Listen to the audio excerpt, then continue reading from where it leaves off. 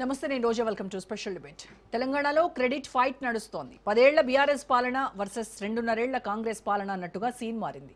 అధికార విపక్షాల ప్రాజెక్టుల రగడకు తెరపట్టలేదు. మేం నిర్మించిన ప్రాజెక్టుల్లో నీళ్లున్నాయంటూ హస్తం లీడర్లు చెప్తుంటే మీ అనాలోచిత విధానాలతో జలగండంతో పాటు కరెంటు కటకట తప్పవంటోంది గులాబీ దళం. రానున్న రోజుల్లో నీటి కష్టాలతో పాటు కరెంటు షాక్ తప్పెట్టులేదు. అసలు ఎవరి పాలన మెరుగ్గా ఉంది? అన్నదాతల కోసం ఎవరు ఏం చేశారు? తెలంగాణ ప్రజల్లో ఎలాంటి చర్చ జరుగుతోంది? చీకటి వెలుగులపై ఇవాల్టి స్పెషల్ డిబేట్.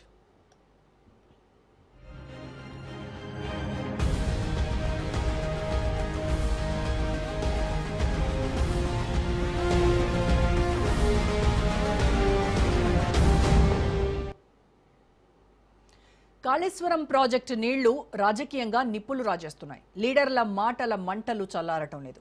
ఒకప్పుడు 1 కోటి ఎకరాల మాగాణమైన స్లోగన్ ఇప్పుడు కాంగ్రెస్ బీఆర్ఎస్ పార్టీల మధ్య చిచ్చురేపుతోంది. ఆరోపణలు ప్రత్యారోపణలతో పొలిటికల్ బ్లేమ్ గేమ్కు అడ్డాగా మారింది. నిన్న మొన్నటి వరకు నిధులు, కమిషన్లు, కుంగిన పిల్లర్లు అంటూ సాగిన యుద్ధం నేడు తారస్థాయికి చేరింది. జైల్లో పెడతామని ఒకరంటే రక్తం ఇస్తామంటూ మరొకరు రక్తి కట్టిస్తున్నారు.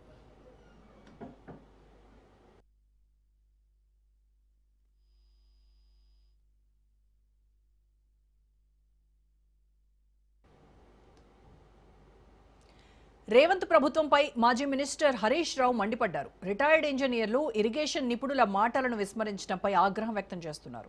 మేడిగడ్డ గేట్లు ముయ్యకుండా కన్నెపల్లి గేట్లు ఎత్తొచ్చని తేల్చి చెబుతున్నారు.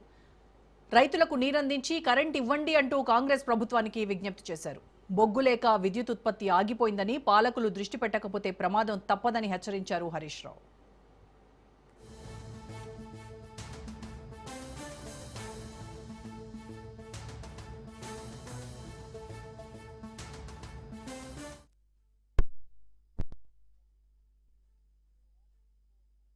నైని బ్లాక్ లో కానీ సింగరేణిలో వచ్చే మంచి బొగ్గును తమిళనాడుకు, కర్ణాటకకు, ప్రైవేటు ఐరన్ ఓరు స్టీల్ మ్యానుఫ్యాక్చరర్స్కు, ఆంధ్రప్రదేశ్కు, ఇతర రాష్ట్రాలకేమో మంచి బొగ్గు అమ్ముతారు. తెలంగాణకేమో స్క్రాప్ బొగ్గు, పనికిరాని బొగ్గు. మన సింగరేణి మనకు పనికిరాని బొగ్గు పంపుతుంది. రోజుకు 100 రేకులు వస్తే 70 రేకులు రిజెక్ట్ అవుతున్నాయి, 30 రేకులే పాస్ అవుతున్నాయి. ఇలా మంచి క్వాలిటీ బొగ్గు మన సింగరేణి మన తెలంగాణలో ఉంటుంది. మనకు నాణ్యమైన బొగ్గు రాదు. తమిళనాడుకో, స్టీల్ ప్లాంట్లకో, ప్రైవేట్ ఆపరేటర్లకో, కర్ణాటకకో, ఆంధ్రప్రదేశ్కి ఏమో మంచి బొగ్గు పోతుంది. తెలంగాణకు రిజెక్టెడ్ బొగ్గు వస్తున్నది. దానివల్ల ఇవాళ థర్మల్ కేంద్రాల్లో విద్యుత్ ఉత్పత్తి ఆగిపోతున్నది. అసలు ఎంత బొగ్గు ఉత్పత్తి అయింది, ఏ క్వాలిటీ బొగ్గు ఉత్పత్తి అయింది, ఏ రాష్ట్రానికి ఎంత పోతుందని వెబ్సైట్లో కనబడేదాన్ని మూసేసిండ్రు, ప్రజలకు కనబడకుండా చేసిండ్రు. మరోవైపు బీఆర్ఎస్ లీడర్లకు కౌంటర్ ఇచ్చారు ఇరిగేషన్ మినిస్టర్ ఉత్తమ్ కుమార్ రెడ్డి. కేసీఆర్ హయాంలోని 10 ఏళ్లలో ఇరిగేషన్పై లక్షల కోట్లు ఖర్చు చేశారని ఉత్తమ్ ఫైర్ అయ్యారు. కమిషన్లకు కక్కుర్తిపడి నిర్మాణం చేసిన కాళేశ్వరం 3 ఏళ్లలోనే కూలిందన్నారు. నాణ్యత లోపంతో గత పాలకులు బ్యారేజ్ను నిర్మించారని మండిపడ్డారు ఉత్తమ్.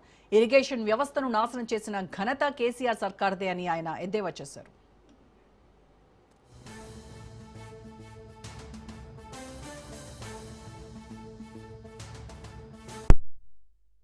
వాస్తవంగా ఇరిగేషన్ శాఖ నడిపించడం మొదలుపెట్టి చూస్తే ఎంత నష్టం